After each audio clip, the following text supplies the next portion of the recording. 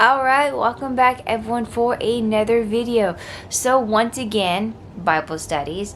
I am going to be doing Genesis and John today.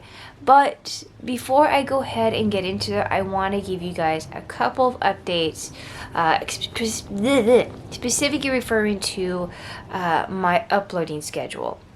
Now first, before I actually go into that, I want to let you guys know I am going to be trying something different today. The last couple of videos I've been doing for my Bible studies, I've been actually holding my camera and looking down at my Bible, which I'm going to continue doing that. Don't worry, okay? I've had a couple people mentioning to me on how they like seeing that kind of video. They like to be able to see my thought process, what videos, what lines of underlining, my notes, etc. They like to be able to see my actual Bible itself, which I'm like I said, I do. I like that. So I'm actually going to go ahead and continue doing my Bible studies that way. But I don't really want to continue holding my camera. Okay, so right now, as you can tell, I'm literally holding my camera because, well, I didn't think my tripod would actually work doing this kind of video. But I'm actually going to try that. That's what I'm trying to say. That's the new part. So I have my tripod here set up. And I am actually going to try setting my tripod up and try and angling it in a way that'll look down at my Bible like I have been doing, and seeing if I can get it to work the way I want it to work. I don't know. We'll try it. We'll try it for Genesis and see how it goes. If it doesn't work, then I'll just go back to holding it just like I have been doing for John. Alright, so now on to the actual scheduling tidbit. So, as you guys know from my last video, okay, and you might not know, if anyone has seen one of my previous videos, I mentioned that I was no longer going to be doing HelloFresh unboxing videos on Fridays. Because it's basically the exact same thing every single week. It's kind of becoming really tedious. So instead, when I do cook, I was going to be showing you guys the cooking, the note card for that day's meal, telling you guys it takes this much prep time, this many cook time, calories, and then unbagging the meal and giving you guys the ingredients that way. That was what you guys been doing. Oh, that's what I've been doing for you guys to find out like what I got that week. Now, I do know I have an issue with uploading the videos when I'm supposed to be uploading them. Okay, I got a little behind. I uploaded 2 yesterday, and I have 2 more that I need to upload today because I got behind in uploading my cooking videos. Which I really do apologize. That's probably my issue. I'm really backed up on that. I'll try and get better on that, I promise. But that aside, so yes, I am not doing HelloFresh unboxing videos on Fridays, which means my Fridays are completely available, and I don't like that. So what I'm going to be doing, I'm going to try this out for a couple weeks. I know I tried a new schedule a couple weeks ago, and it started working, and I didn't get to do it very much, but I didn't get to do it for very long. So now I'm changing it again. So I'm going to keep my Bible studies on Tuesday. I'm just going to change it just a tad bit. So Tuesdays are going to be Old Testament. Anything Old Testament. From Genesis to Jonah to Psalms, etc. Anything in the Old Testament will be on Tuesday.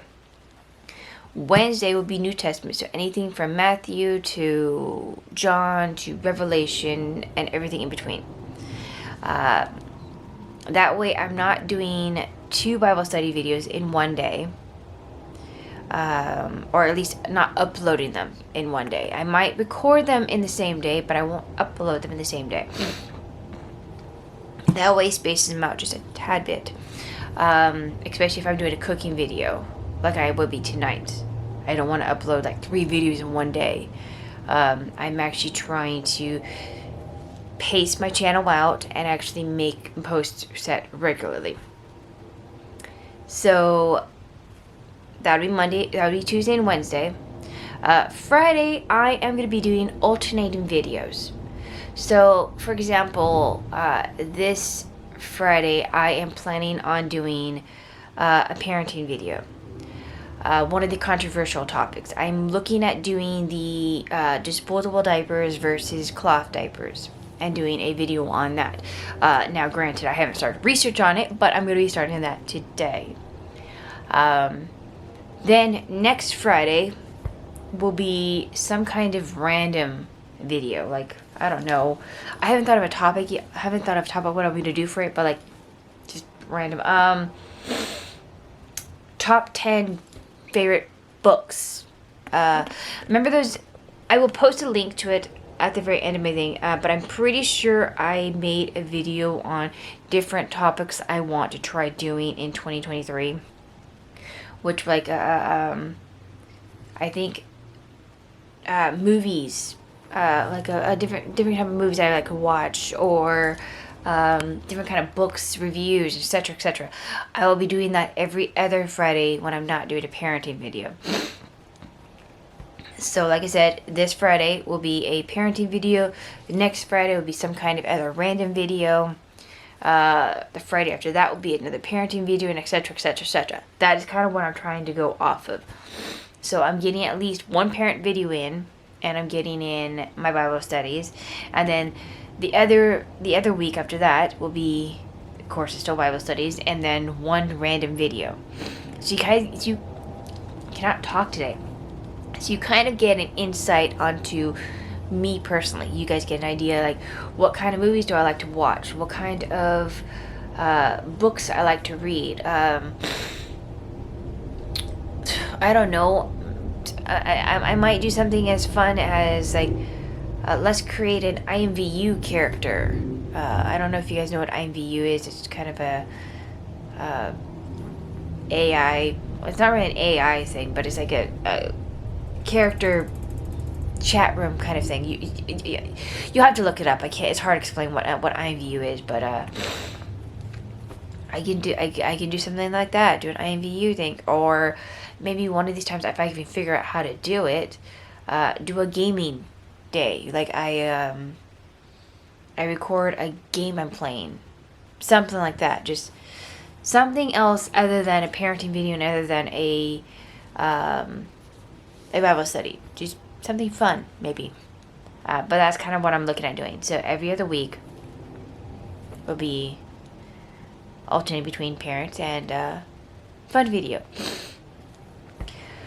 Okay, I think I rambled on enough about that. So let's go ahead and test out this new angle and see how it does. We're going to go ahead and get into Genesis.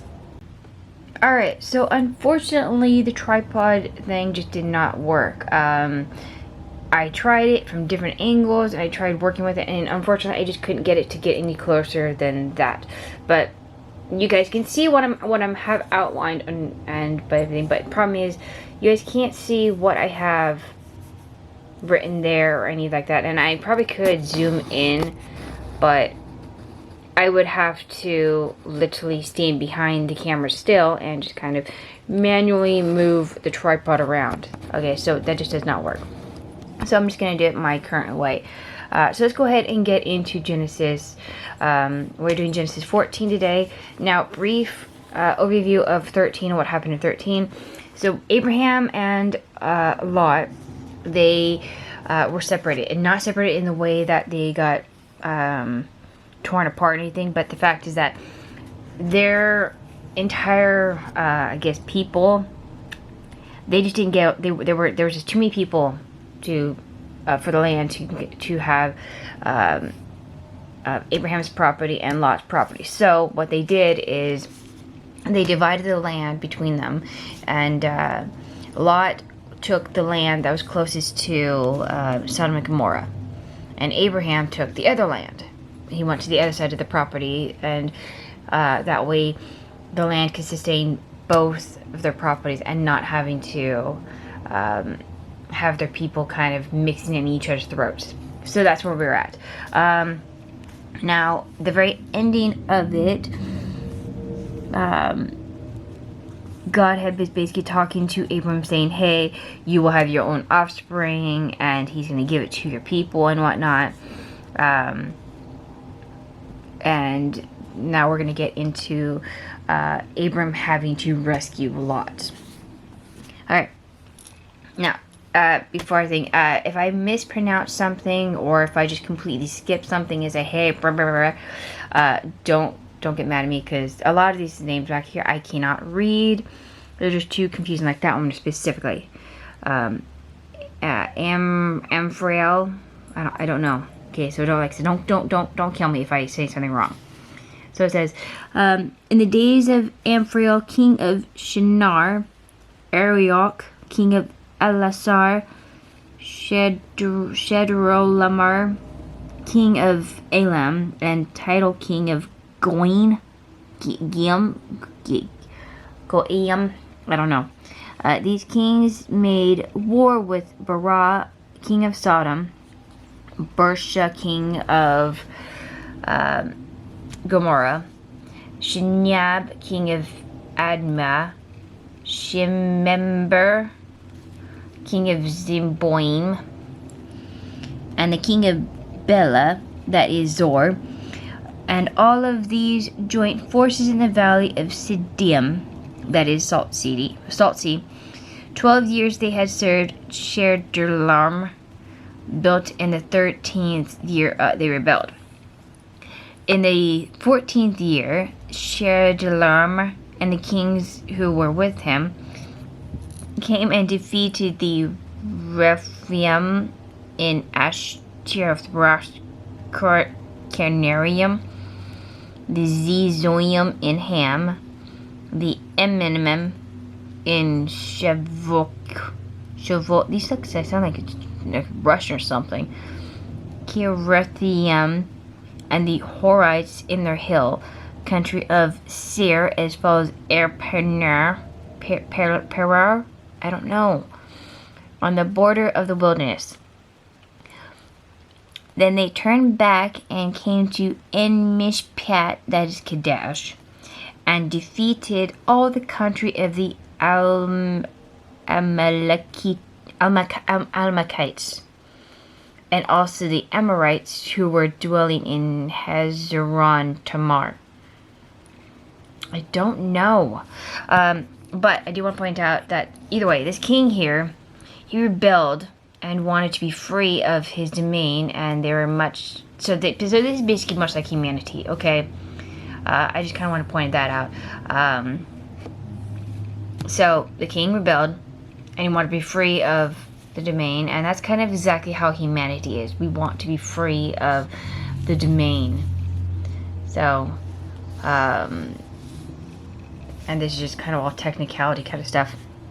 Alright, so then the king of Sodom, the king of Gomorrah, the king of Admah, the king of Zeboim, the king of Bela, that is Zor, went out and they joined battle in the valley of Siddim with Chedorlaomer, king of Elam, king of Goim, Amphrael, king of Shinar, and king Arach, king of Elasar. 4 kings against 5. Damn, I cannot talk with these things.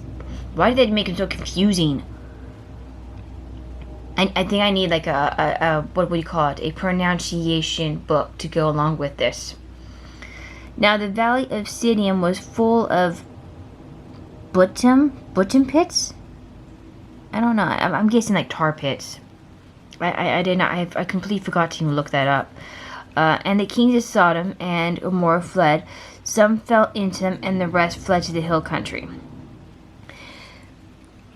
So the enemy took all the possessions of Sodom and Gomorrah and all their provisions and went their way. They also took Lot, the son of Abraham's brother, who was dwelling in Sodom and his possessions, and went their way. So this is what I was talking about in the last one. He's dwelling in Sodom and Gomorrah right now. Excuse me, my nose is running. Alright, so this is just the first time that he gets into trouble. Okay, Abraham goes and has to rescue him. And this is just the first time he has to rescue him. There's another time, somewhere else later on in the book, where Abraham gets in trouble again, and Abraham has to go rescue him. And then, of course, then there's Sodom and Gomorrah, which I think that's where someone turned into a pillar of salt. I think Lot's wife, or maybe it's Lot. I don't know. All I know is eventually, let's see if I can find it real quick. I think it was 19. Chapter 19. No, okay, I stand corrected. God rescues Lot. Okay, so close. Abraham does. And then, of course, then it goes into the destruction of Sodom. Okay, so we're getting pretty close to the Sodom and Gomorrah part, and the second time when he is rescued. Alright, so now, oops, sorry. So, Lot and his entire property, okay, they were on, okay, so, I'm trying to show you guys this, okay? Okay, can you read that? So, Lot and his entire property, they were in Sodom and Gomorrah. Okay, so basically, and these kings, they go through and they take every single possession that is in Sodom and Gomorrah, including Lot and his entire his entire possessions, all of it. Okay, and then we go into the fact that Abraham has to go rescue him. All right, so it says then one who escaped came and told Abram, the Hebrew, who was living by the oaks of Mamre, the Amorite, brother of Eshcol and Aner. These were allies of Abram. When Abram heard that his kinsman, Lot, had been taken captive, he led forth his trained men born in his house, 318 of them, and went in pursuit as far as Dan. So, the fact that these guys, they were allies to Abram, the one who escaped, okay, and he went, why did I say went twice? He went and told Abraham that these other kings who had rampaged through these areas had took Lot, his nephew, and all of his possessions and all his people, and Abraham's first response was to basically arm and go in pursuit of these people with 318 men. So the fact that Abraham can arm 318 fully trained men just proves how rich he was and ready to defend his own, which technically Lot is his own, but he's not his own as well at the same time too. But he's willing to go into battle for his own nephew. So, and he divided his forces against them by night, he and his servants, and defeated them and pursued them to Hobab, north of Damascus. Then he brought back all the possessions, and he also brought back his kinsman Lot with his possessions and the women and the people. So not only did he go in pursuit of these guys that took Lot and his possessions, he managed to actually succeed and win against them. Okay. So, and he's returned from the defeat of Chedorlaomer and the kings who were with him. The king of Sodom went out to meet him at the valley of Shavah, that is the king's valley, and Mezidek, whatever, I'm not going to try and pronounce it, king of Salem, brought out bread and wine. He was priest of God Most High, and he blessed him and said, "Blessed be Abraham by God." Oops, okay, there you go. Can you see it? There you go. Blessed be Abraham by God Most High, possessor of heaven and earth, and blessed be God Most High, who has delivered your enemies into your hand. Abraham gave him a tenth of everything. And the king of Sodom said to Abraham, "Give me the persons, but take the goods for yourself." So basically, Abraham gave him a tenth of everything, of what he captured from them, not of Lot's possessions.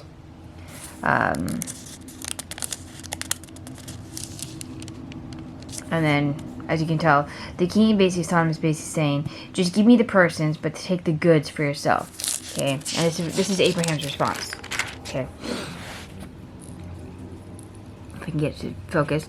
Abraham said to the king of Sodom, "I have lifted my hand to the Lord, God Most High, possessor of heaven and earth, that I would not take a thread or sandal strap or anything that is yours, lest you say, I have made Abraham rich.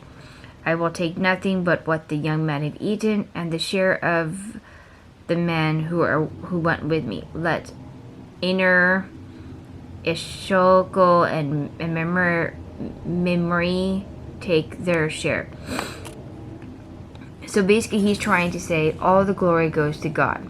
Okay, so all of it. Okay, so he says, "I lifted my hand to the Lord God Most High, possessor of heaven and earth." He's trying to say, hey, yes, I did go do this, but God was the one who was basically leading the entire thing. He did all of it. And Abraham, as a character, he didn't want to be indebted to anyone, or to have to say, hey, I'm the one who made him rich.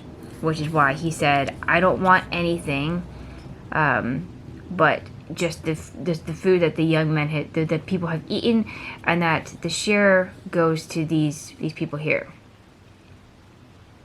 So that is what he's trying to say, the entire thing. So that is the gist of chapter 14. Really not that long, really not that complicated. It is literally the very first time that Lot just gets in trouble, and Abraham has to go save him. The only thing that's really complicated about this is this whole entire section right here and the names. Okay, because this is where most of the names are. All of this. And as you guys can probably tell, I probably messed them up so bad. I probably sounded hilariously funny trying to pronounce them. But yes, that's probably the hardest part about this entire chapter. Is just trying to read those. So next one we're going to be going into is the covenant with Abraham.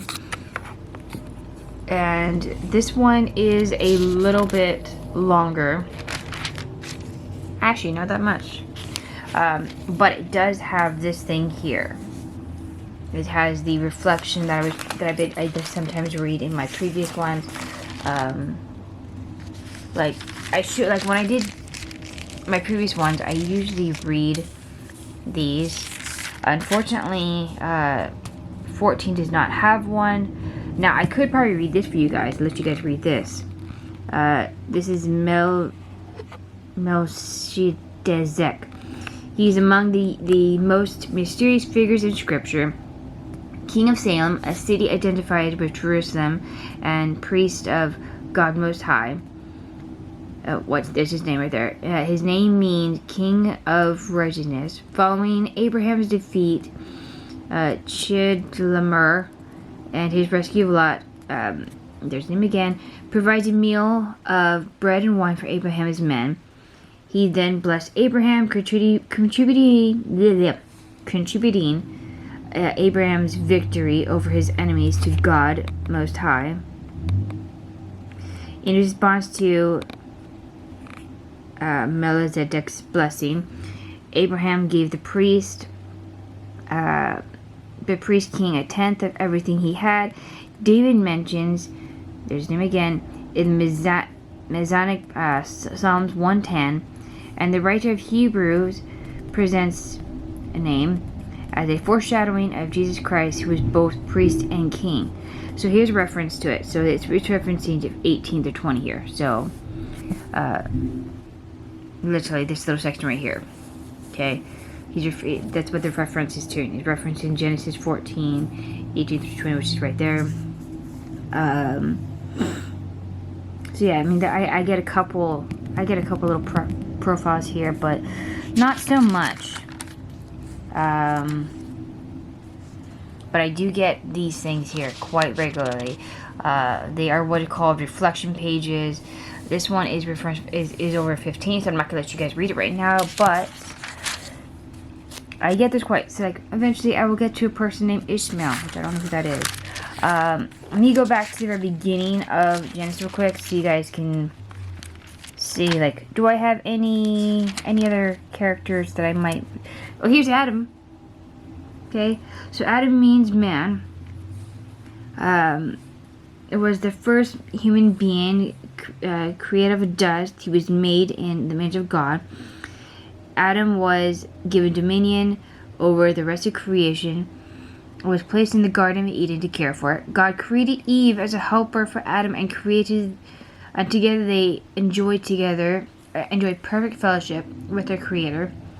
But Adam and Eve chose to disobey God, which brought sin and death into the world. Because of this sin, all humans are now born sinners and will someday die. The Bible tells the story of how God redeems His creation from the curse of Adam's sin. For as in Adam all die, so also in Christ shall all be made alive. So that's Corinthians 15:22.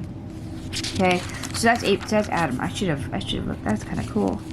There's nothing underneath that one. Oh wait, here we got Eve now. Okay. Oh, my eye is itchy.